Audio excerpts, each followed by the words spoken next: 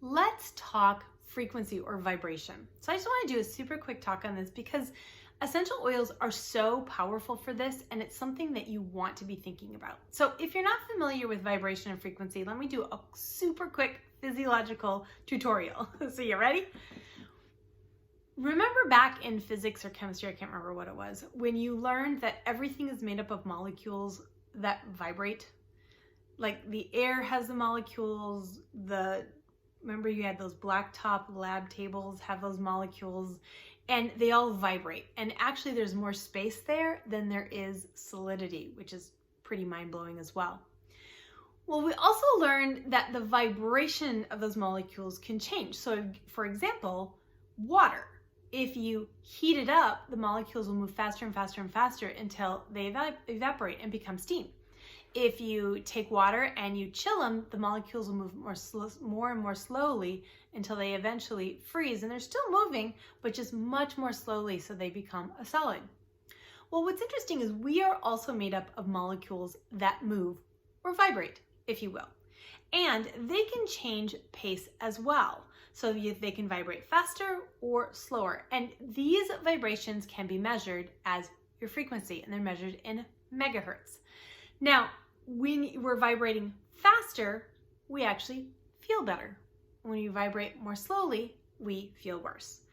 And as we vibrate more slowly, we begin to vibrate we can resonate, if you will, with an illness like flu or cancer or something like that. As we depress ourselves, now it's not like you're going to get it immediately, but as we go more slowly, we become susceptible to those things.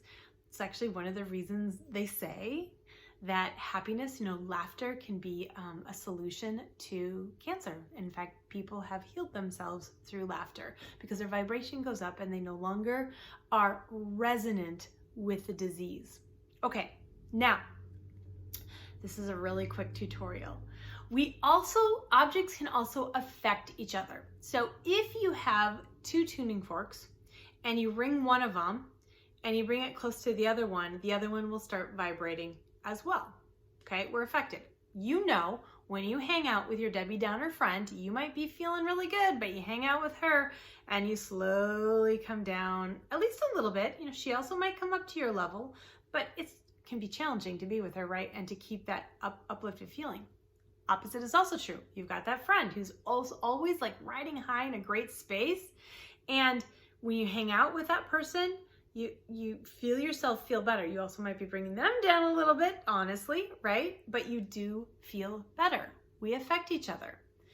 Well, other things affect us too. So if you're eating processed food, that has been shown to depress our vibration. Eating something organic, fresh, brings our vibration up. So do you see where I'm going here?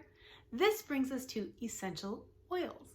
All essential oil, all pure therapeutic, let me rephrase. All young living essential oils raise our vibration. They actually have a higher vibration than the physical body. So all of them, coming into contact with them, using them, smelling them, diffusing them, taking them internally, putting them on your skin, whatever you do. Actually, sometimes I just stick a bottle in my bra, I kid you not, or my pocket.